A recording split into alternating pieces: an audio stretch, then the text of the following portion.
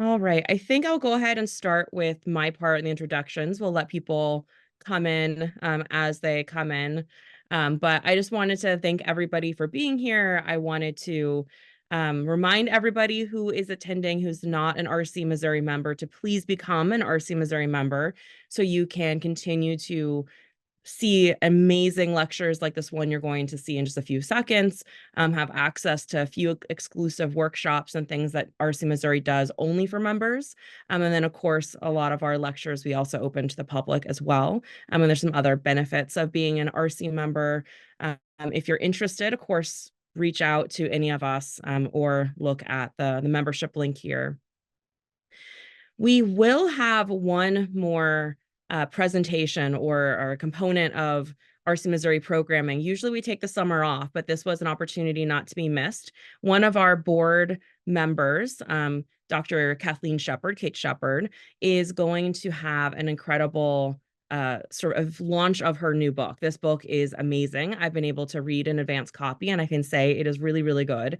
And it is receiving rave reviews already. So if you are in the St. Louis area on July 16th at 7 p.m., there's going to be a celebration of her book at the St. Louis County Library and Left Bank Books. So I really think you will want to be there if you're able. And then finally, I want to hand things over to another board member, Lisa, who will introduce our speakers. And since they're friends of hers, I thought it'd be nice to have her introduce them. So Lisa, take it away. Thank you all for joining us today. I am so thrilled to be introducing Dr. Marques and Mikael Owunna, who are the co-founders and co-executive directors of Rainbow Serpent, a Pittsburgh-based nonprofit organization that works to advance Black LGBTQ+ culture through the exploration of multimedia art, traditional African cosmologies, innovative healing protocols, and emerging technologies. They have completed a number of projects together in a wide variety of media, including Myth Science of the Gatekeepers, their current exhibition at the Pittsburgh Glass Center, which includes a series of 16 life-size glass sculptures of Black queer ancient Egyptian deities, Black Star Sanctuary, a VR film which explores an expansive temple complex dedicated to Black queer spirituality, and Opening the Mouth, a site-specific dance performance dedicated to bringing Black queer deities to life. Previous projects that they've worked on together include The Four World Ages, a 2023 photography series, live performance, spatial augmented reality film, and public art installation that explored Nigerian Igbo myth about the history of humanity.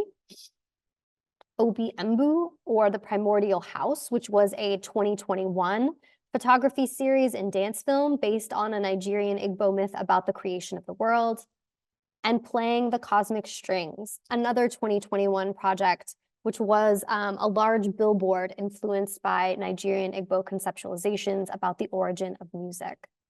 Today, they are joining us from Boston to present Uniting the Gods and Their Statues, Activating Ancient Egyptian Cosmology, which is a talk focused on Myth Science of the Gatekeepers, their exhibition at the Glass Center. Throughout today's talk, they will contextualize this project within a number of different cultural narratives, including the history of glassmaking in ancient Egypt and Pittsburgh, the long tradition of African-American and queer engagements with the legacy of ancient Egypt, the complex iconography of ancient Egyptian deities, and the metaphysics of statue making. And having seen this exhibit myself and hearing them both speak previously about this project, I'm so excited for our ARCE-Missouri family and for the rest of you who are joining us today to get a chance to meet them and to hear about this really amazing and innovative and beautiful project. And so with that, I'm going to mute myself. Thank you so much, Lisa, Julia, and the whole ARCE-Missouri family. It's really an honor and pleasure for us to be here today and to be in conversation with you all. Give me a second. I'm going to share my screen. You know, the technology can sometimes be a little tricky. And we will jump into it. Okay, I believe my screen is visible. So, Again, it's such a pleasure to be here today. As Lisa mentioned, the title of our talk today is Uniting the Gods and Their Statues, Activating Ancient Egyptian Cosmology. And so my name is Mikael Owunna. I'm Marques Red. And we are the co-founders and executive directors of Rainbow Serpent. And so, as Lisa mentioned, we are a Pittsburgh-based nonprofit, and we're really focused on this intersection of advancing Black LGBTQ culture through exploration of traditional African cosmologies, multimedia art, and emerging technologies. And so we have a vibrant network of Black LGBTQ plus artists, spiritualists, and technologists that spans across the United States, to England and Nigeria. And we've done a really wide variety of projects, as Lisa mentioned. And so earlier this month, on May 3rd, we launched at the Pittsburgh Glass Center a project called Myth Science of the Gatekeepers, which is a collection of 16 glass sculptures of ancient Egyptian deities reactivated and reimagined through a Black queer lens. And these figures comprise the foundation of a complex system of ritual and cultural practices in deep conversation with ancient Egyptian religion. And the system can claim to be the world's first Black LGBTQ plus spiritual path. And so this talk will be a very high-level introduction to this project and will provide an overview of how it fuses art and spirituality in its celebration of Black queer divinity and how it is part of a long tradition of engagement with the cultural legacy of ancient Egypt. And so Marques will begin by talking about the sculptures, and then we'll go back and forth talking about some of the other ancillary parts of the project. Perfect. All right. Thank you, Mikael, for passing it over. So I'll just begin by discussing the terms of the title, just so we understand a little bit about the aim of the project and what it means and hopes to do. So I'll start with the term gatekeeper, and we'll have to travel to Burkina Faso to hear from a spiritualist named Aladoma Somé, who provides an analysis of this term. He says, among the Dagara people, again, the Dagara are based in Burkina Faso, West Africa, gender has very little to do with anatomy. It is purely energetic. A male who is physically male can vibrate female energy and vice versa. The gay person is very well integrated into the community with the functions that delete this whole sexual differentiation of him or her. The gay person is looked at primarily as a gatekeeper. The earth is looked at from my tribal perspective as a very, very delicate machine or consciousness with high vibrational points, which certain people must be guardians of in order for the tribe to keep its continuity with the gods and with the spirits that dwell there, spirits of this world and spirits of the other worlds. So here we have, in Dagara tradition, an idea that the creator is androgynous, and that a primordial androgynous Blackness is the source from which the world emerges. And so because people currently constructed as LGBTQ can vibrate both masculine and feminine energy, the implication is that we have a special connection with this androgynous source and a special role to play in mediating between the physical and spiritual worlds. So this idea about the emergence from androgyny is a Pan-African concept that we see in cosmologies all over the continent, from Egypt to West, Central, and South Africa. So for this project, we wanted to empower and celebrate the Black queer community by reclaiming and reviving the rich legacy of queer identity from the perspective of traditional African spiritual sciences. So when you turn to ancient Egypt, you see similar ideas about the spiritual function of queerness. And so here we have Mark Brusman, the third gender in ancient Egypt. He says there is also another common word for eunuch in ancient Egyptian inscriptions, which is him. The word is similar to the word for female, hemet, but it lacks the feminine grammatical ending T. Him is also a very common word in tomb inscriptions, which Egyptologists like to translate as priest, because hymns are depicted performing all kinds of sacrifices for the dead. Perhaps the hymn priesthood was an association of exclusive homosexuals, of which they were prominent members. If so, these hymn priests were merely playing the spiritual role that homosexuals in many cultures play. Okay, so we can start to build up this discourse around this term gatekeeper and also think about another nuanced meaning that this term has in an ancient Egyptian context. So when you turn to many different types of texts, particularly funerary papyri, they provide these very intricate mappings of the duat or the netherworld. This is a perilous landscape filled with various gates that must be traversed by the sun god during the hours of night and by the deceased. And so each gate here is guarded by a gatekeeper deity who only allows passage to those who know the proper incantation.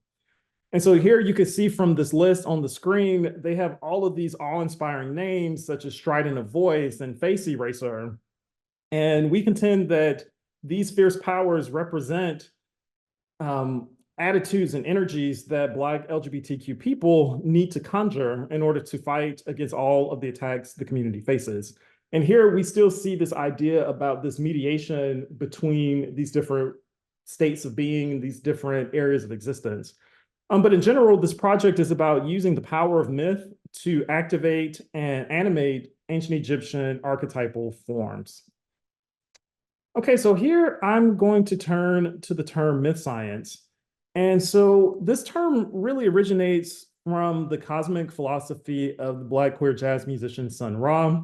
And you can see here from the name, of course, and from the costumes that he deployed in his performances, that he's very invested in assembling and reawakening ancient Egyptian motifs. So choosing the term myth science immediately locates this project in a history of Black queer modernizations and extensions of ancient Egyptian cultural legacy. And I really gravitate to this term because I do think myth science is a very compact way to describe the work that ancient Egyptian knowledge systems perform.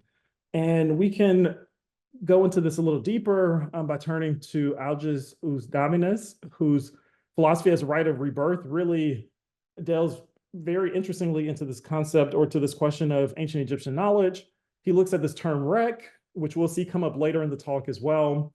The Egyptian term for knowledge, which first and foremost is the knowledge of spiritual realities, divine names and hieroglyphs, of the sacred cosmic topography, mythical iconography, and all beings of the netherworld.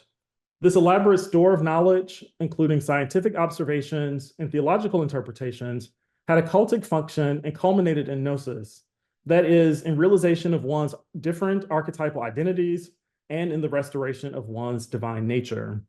So myth science, as we're deploying this term, using it with this idea of rek, is a mode of knowledge that is not directly concerned with the study of external objects, but with using poetic combinations of rituals and symbols to catalyze the deep transformation of consciousness, with the final goal being the divinization of the human. So when we take these two terms together, myth science of the gatekeepers, you can see that this project is invested in restoring the divine nature of Black queer people and providing a map of the major archetypal identities that the community should master. So basically what we are providing really is this imaginal vision of a Black queer Egypt, particularly thinking about the relevance of Egypt for Black queer history, and really trying to engage in many acts of spiritual and cultural reclamation.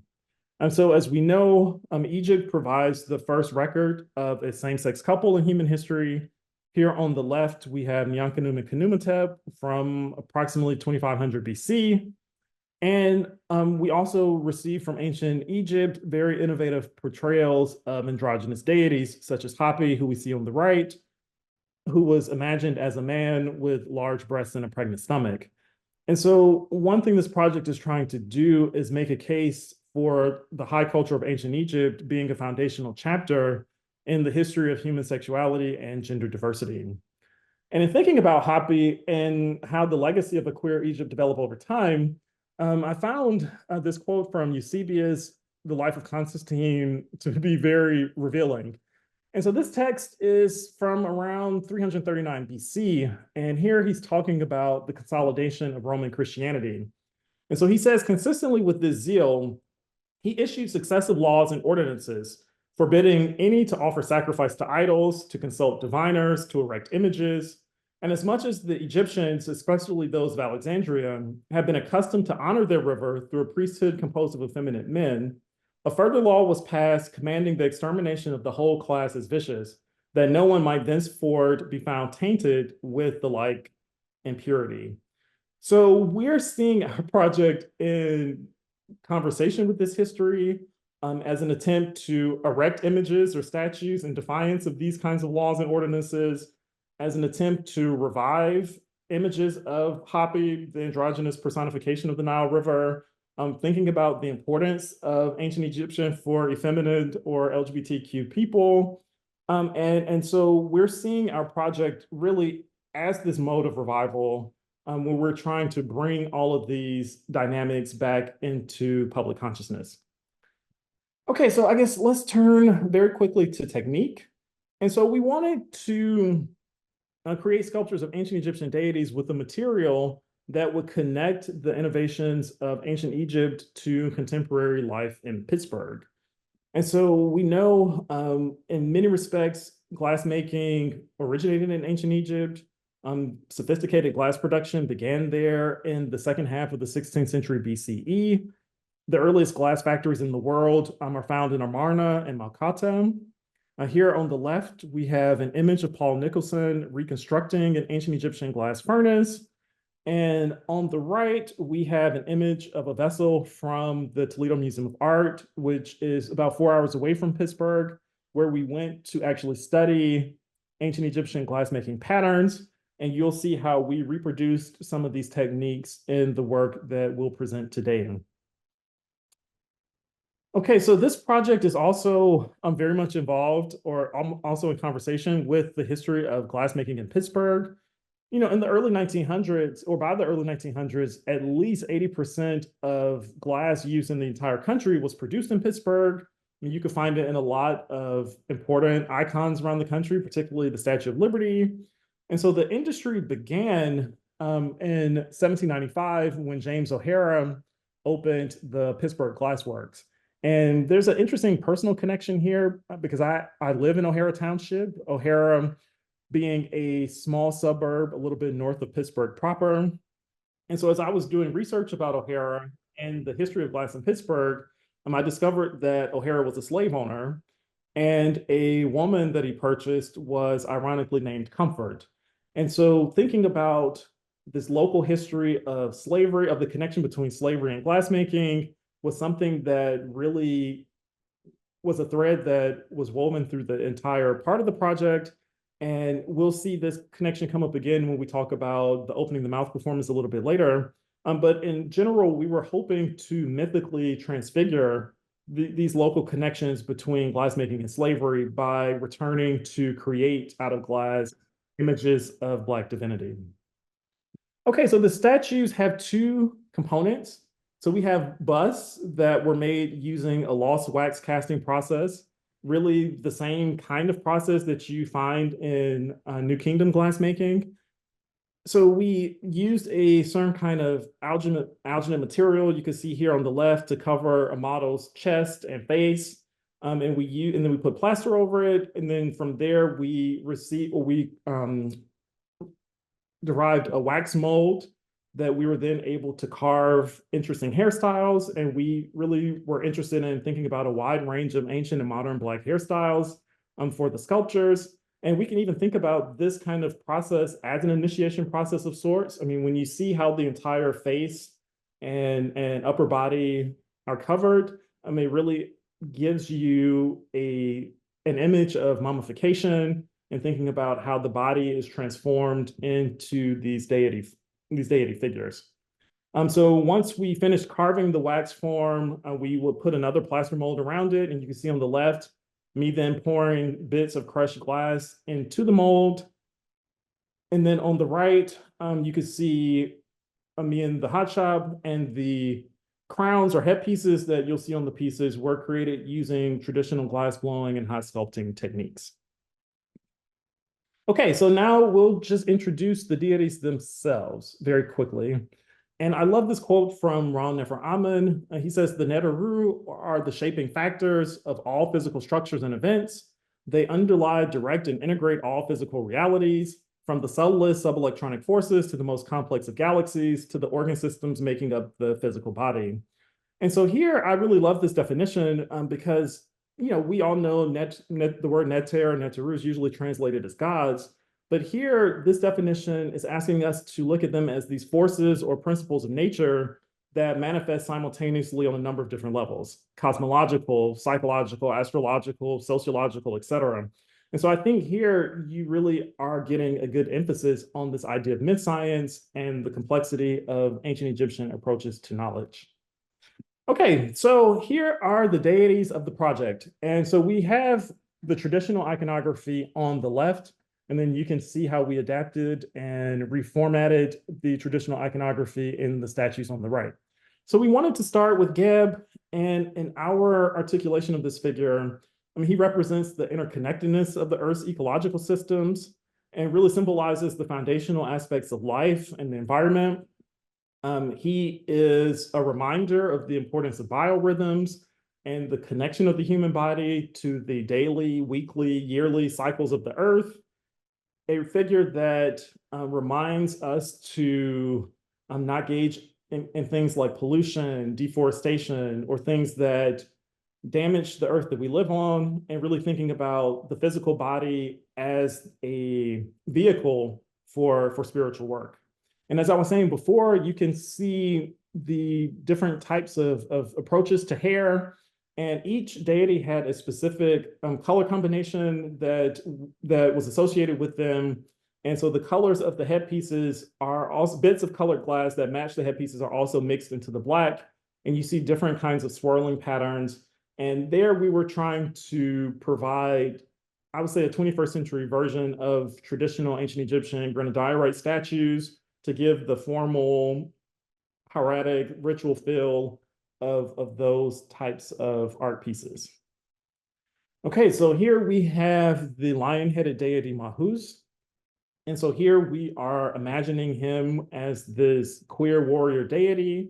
And so thinking about the complexity of myth science, so we could say biologically, this figure is an allegory for the immune system, who signifies really the body's ability to fight and defend itself. Psychologically, he would represent the courage that it takes to come out and live in one's authentic truth. Sociologically, he's a figure that could be invoked as a figure of protection, of community defense, particularly against things such as gay bashing or anti-discrimination laws. And here are some different angles of this figure. And so here we have Meow, who's a take on both Mao, the cat deity who was the killer of Apep, and Bastet. So here we have a figure who for us represents, one could say, the sacred aspects of queer sexuality, beauty, desire, wealth, and luxury.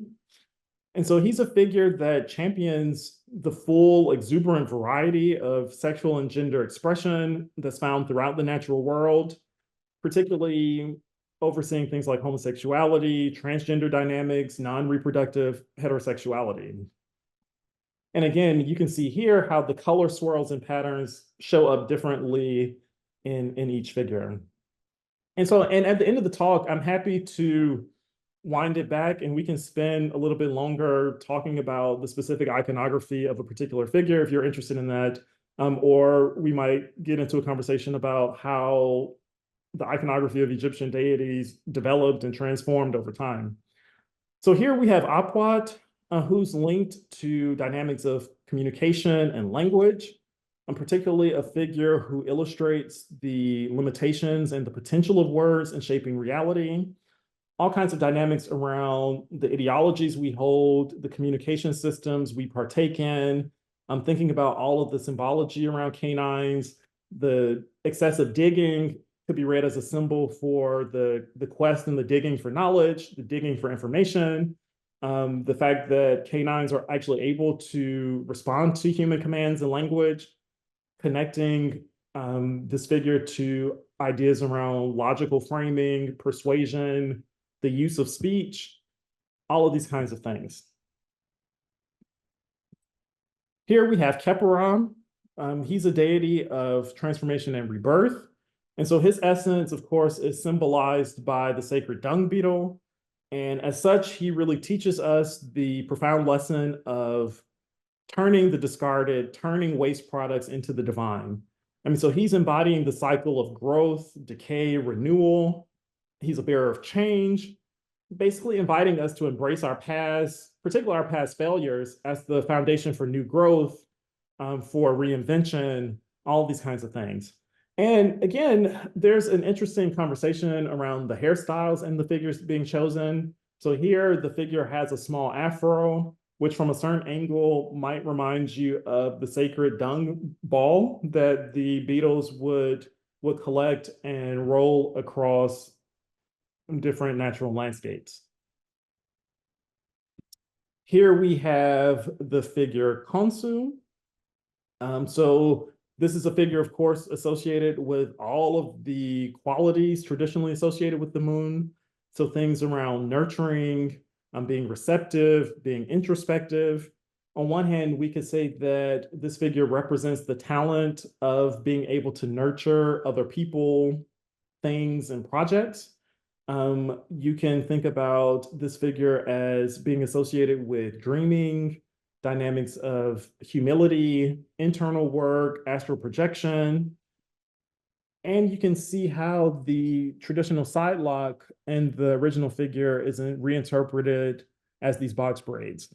And we were really excited to, I don't think we knew when we started the project that hair would be such an important part of it, but this project is really the first time that many of these styles have been sculpted in glass. Okay, so here is Ra, probably one of the most iconic deities known from ancient Egypt. So in this particular context, Ra is the deity who represents principles of self-mastery, of leadership, of inner heroism, of spiritual skill, about being able to show up with ethics and morality. So if we could think of Khonsu as this internal facing figure, Ra is certainly an external, very ego-driven type of archetype, one who really is about teaching us how to display our talents. Think about, of course, the sun shining, being on display for the community, putting our gifts to use for the greater good. The interesting thing about this glass disc here is that it actually changes colors. As you walk around it, it moves from a purple to a gold to give this effect of a rising and setting sun. Okay, so here we have Sobek, the crocodile deity. And here he is looked at as this guardian of life's physical and metaphorical thresholds. I mean, we could think of how the crocodile watches over the banks of the Nile River and really gets to see who gets to cross and who doesn't. So this is a figure that really is about the daily practicalities that influence personal and professional well-being. Again, thinking through myth science, so thinking about the symbolic attributes of crocodiles. So on one hand, they have a very hyperactive immune system that keeps them, even though they're eating rotting flesh, from getting sick with bacteria and other diseases. So this is a figure that is representing the mysteries of diet, of hygiene, of cleanliness. Again, thinking about the crocodile being one of the few animals that actually survived from the age of the dinosaurs. It's a figure that represents resilience, the ability to survive the drudgeries of day-to-day life. I mean, you can even see, if you look closely, the ridges and the stamps placed into the face of the crocodile, again, representing the need to be hardened and tough in order to make it through, and I think this is a better picture, through the trials of life. Again, also thinking about how on, let's say, a professional level, we deal with coworkers, some of whom may or may not have our best interests at heart, or even dynamics, financial dynamics like those of creditors and debt, the large capitalist companies that are waiting to snare everyone in their jaws. So this is a figure that is really one that teaches us how to navigate bureaucracies, to exercise clear thinking and efficient organization. Okay, and here's our version of Ahi.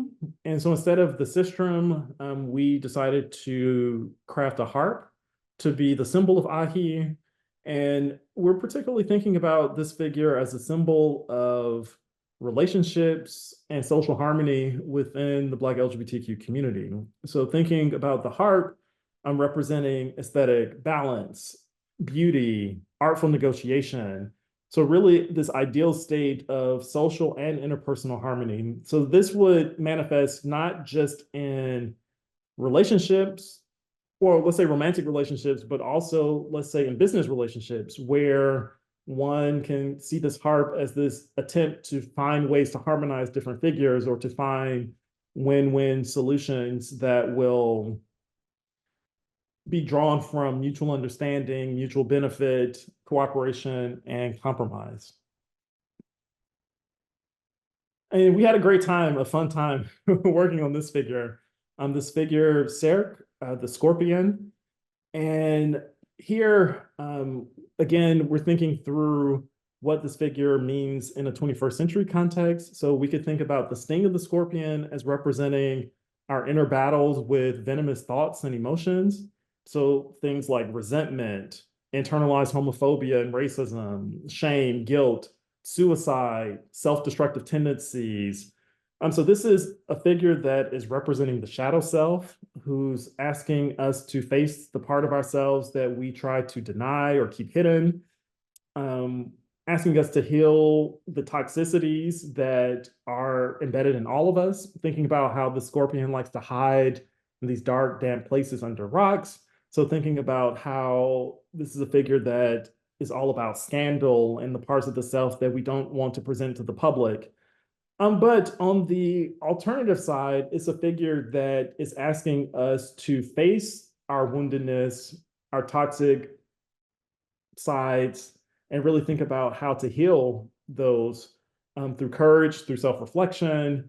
And it's kind of like the Bennu bird or Phoenix principle of rising from the ashes of just the traumas of daily life, but also larger intergenerational traumas as well.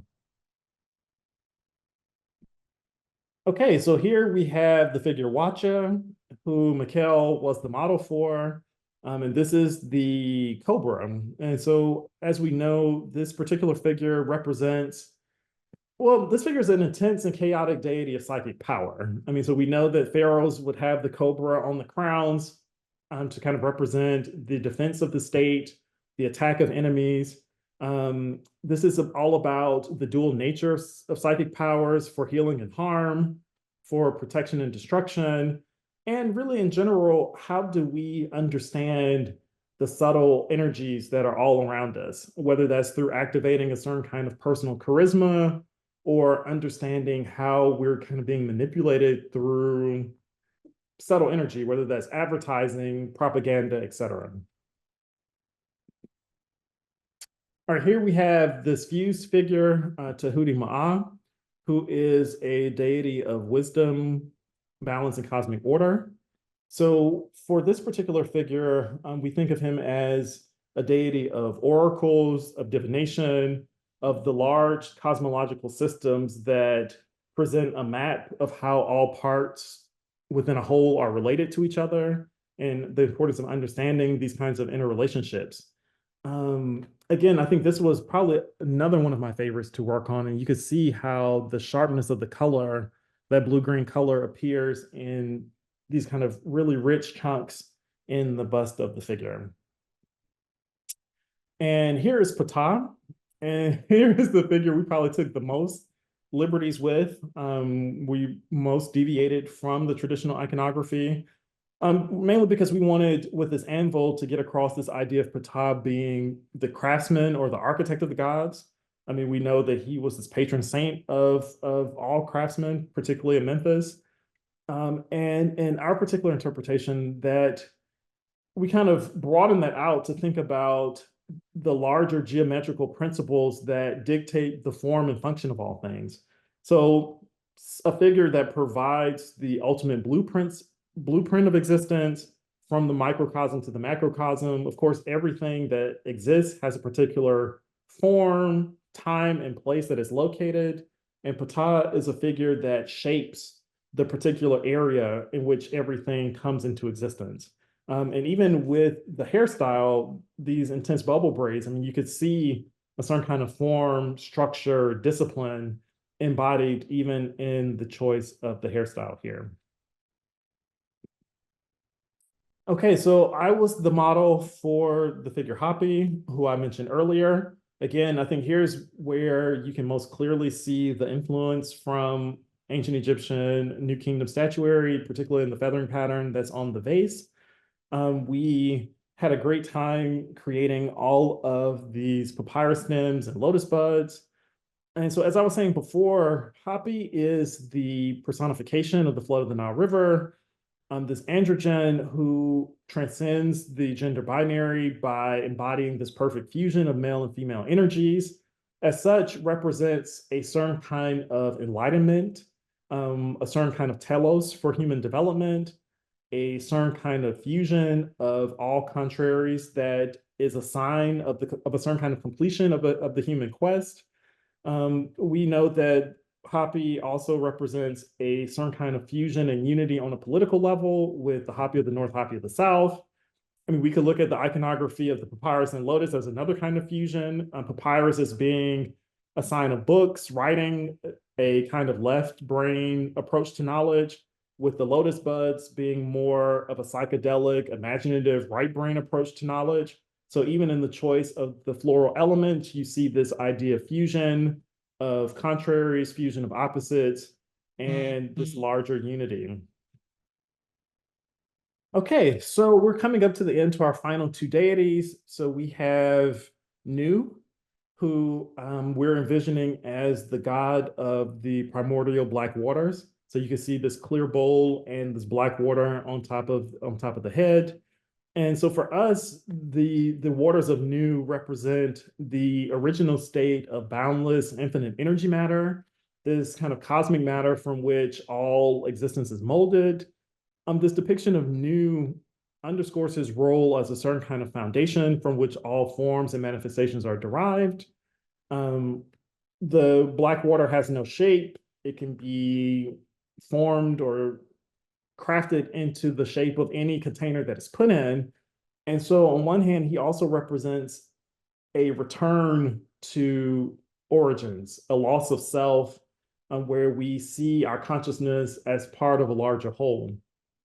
So think about dynamics of self-sacrifice, where someone gives up his life for the greater good of the community, or the moments in religious ecstasy, where one is enraptured and taken back to a primal state of consciousness. So the water waves that are making up the body, of course, the wave is also the hieroglyphic for the letter N. In our rendition, and you can see how the water waves are turned into these cornrows. So you can still see this wavy moment reflected even in the choice of hairstyle. Okay, so our final one is Amun. And so we have now taken a journey from the most material of the deities, Geb, the deity of the earth, to Amun, who is the most abstract and elevated of the deities. And so Amun here, we have feathers, but no bird. So it represents pure flight or pure consciousness. So this idea, we know Amun's name means the hidden one. So this idea of the hidden observer, the unseen seer, the watcher consciousness that existed before creation, that silently watches and sees all things, all of creation. The force that's not observable, but observes all manifest forms. And here you can also see how we took the traditional crown of Amun and transformed it or modernized it with this high top fade. So just in general, we can think about Mid-Science of the Gatekeepers as a real project of historical reverence and artistic innovation. And so that's pretty much the sculptures, but we also want to give you a quick look at some of the other projects that we unveiled at the premiere earlier this month. And one of these projects is called Opening the Mouth, a site-specific live performance where we brought the models to engage with their statues, and we had a series of dancers that we worked with as well. Of course, this is built on the ancient Egyptian opening the mouth ceremony, which was done with the aim of animating statues, giving them agency in the world. And we know there are narratives about statues that could get up and walk around temples or that could fly from place to place. And of course, the opening of the mouth was a ritual that was also done on the deceased in order to give them life in the afterworld. Okay, so in our version of this performance, again, so we had a figure here, Ursula Payne, who's leading a procession of all of the models into the gallery. You can see that she has an ancient Egyptian sistrum in her hand that she's shaking vigorously. So in our particular performance, she is representing a fusion of both a Hathor figure and the figure Comfort, who I mentioned earlier as a woman who was enslaved by the first glassmaker in Pittsburgh. And so we wanted to do this fusion of ancient and modern to think about what would it mean for this figure Comfort to see a new paradigm of glassmaking in Pittsburgh, enlivened by the deeper and more historical archetype of these opening the mouth ceremonies. So we had a march around the entire gallery. You could see a model placing a ribbon over the head of the statue. You can see another model here offering flowers and ribbons, and the models would do certain poses in front of the statues with the attempt of, again, making them live, breathing life into them.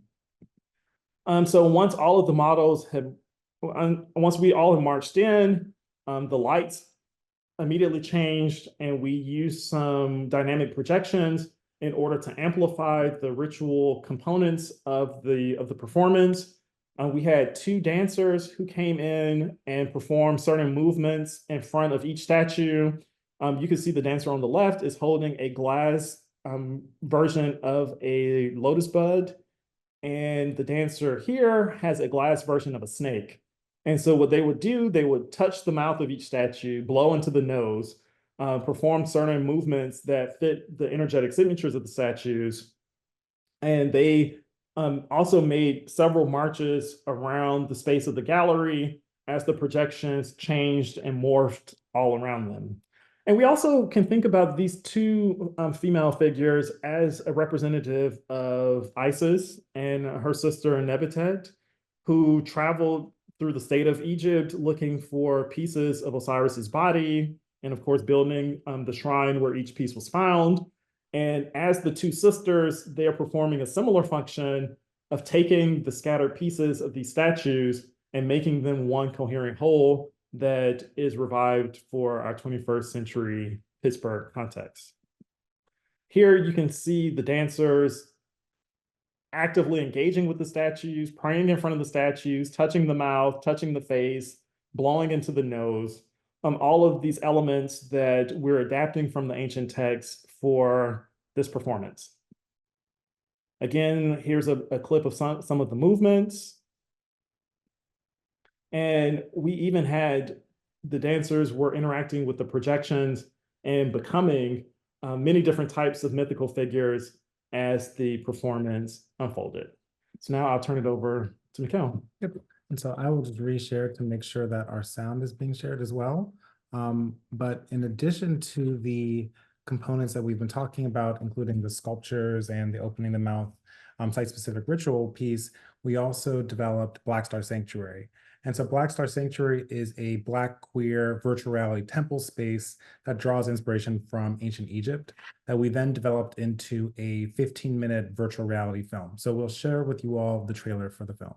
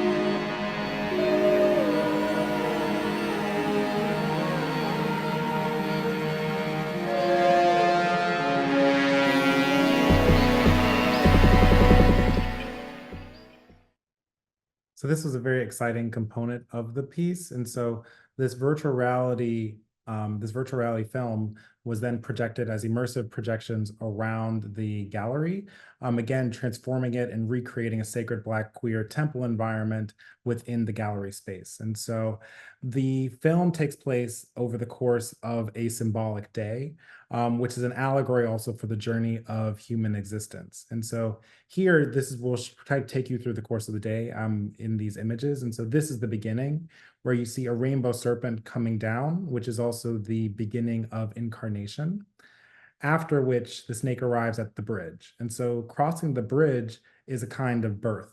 This is a transition into the material world, or into the world of the Rainbow Serpent temple complex as well. And so you can see here now, moving from that pre-dawn moment now into dawn.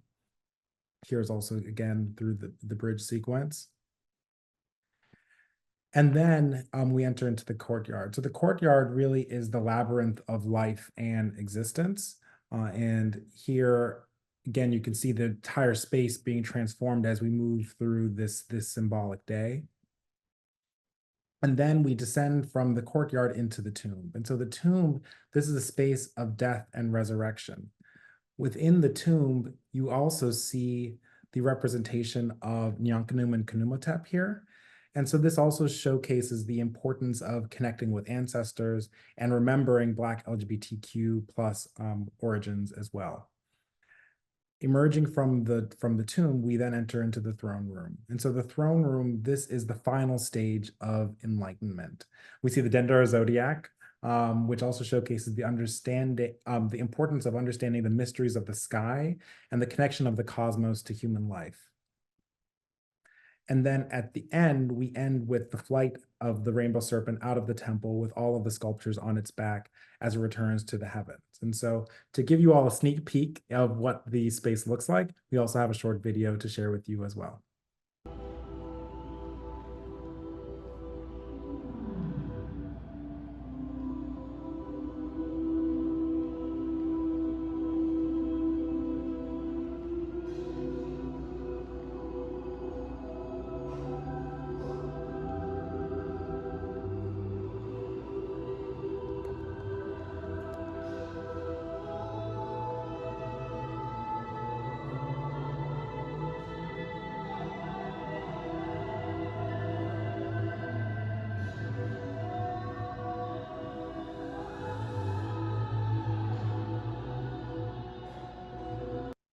So that's just a quick sneak peek of what the entire 16-minute experience looks like. The film is on loop in the gallery space in the afternoon. So if you all are able to come to Pittsburgh through July 28th, you'll be able to see the entire experience. But this is a little preview of that. So also there are many other extensions of the work that we also debuted on May 3rd. And so this includes Sovereign, which is a series of visual images by Granville Carroll, who's a visual artist who is contributing to the expansion of the iconography around these figures. And so this is his image, Dark Waters, which is reinterpreting the image of Sobek. And so Granville is using the superimposition of digital images and advanced digital manipulation techniques to create these collages that you see here. So for example, this is his piece, Intrinsic Domain, in conversation with Ra. And the last one, Intrinsic Formation. And so this is an ongoing developing body of work, which will be unveiled over the course of the coming year with these first three pieces that they premiered in May, earlier this month. Perfect. And so there are other offshoots that other members of our collective are working on as well. This one exciting project was REC, taking this ancient Egyptian word for knowledge or myth science and creating a body of poetry around these figures. I mean, we know how important hymns were in the presentation of ancient Egyptian deities. So in our process, or in our attempt to modernize certain kinds of ancient Egyptian cultural formations, we also wanted to think about what would hymns look like? How would we reinterpret some of those ancient genres in our contemporary moment as well? And so at the premiere, Dante read 3 of the poems from the work in progress, and that will be a book that should come out in the next 1.5 to 2 years.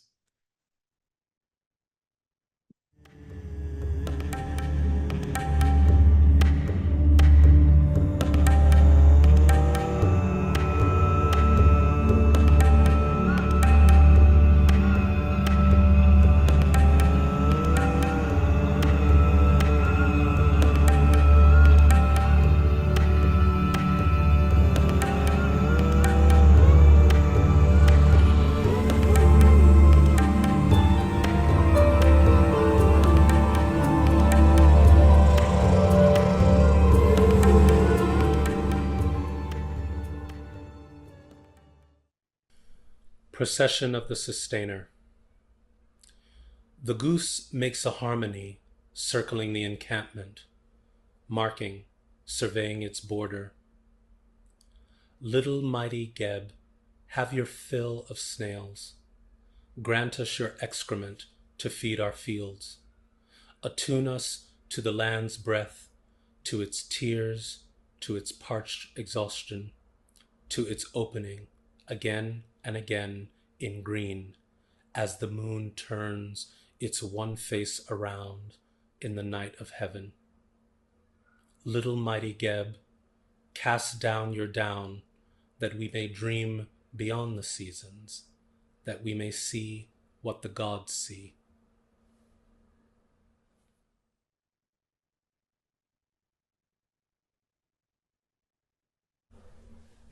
Song of Order.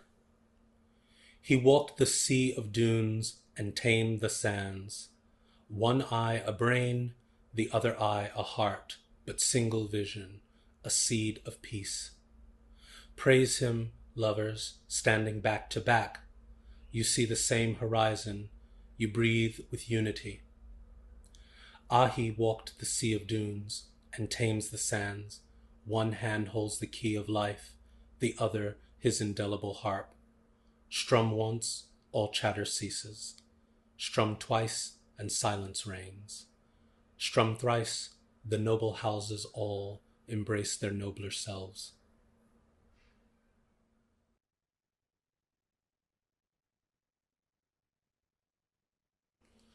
Ode. In the night of heaven, they adorn their garment with stars. Fits of their joyous dance loose great orbs that fall and scorch the earth. They turn in their silted bed beneath the river, and it breaks its banks, flooding, delta, pulling up blades of grain, a foot on the scale of life. Smile down on us and the melancholy evanesces. He holds his tit in one hand and her phallus in the other, orgasmic, flake of ash balanced on the of a frond. Happy spills their drink at the festival of Khonsu, and the rains come. Okay, perfect. I love those poems quite deeply. And again, they are really just a sign of how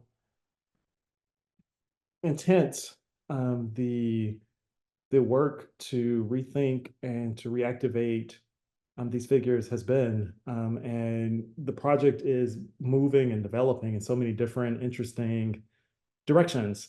And so for our final development that we also produced or that we presented at our opening is the song called Knowing the Manifestations of Ra.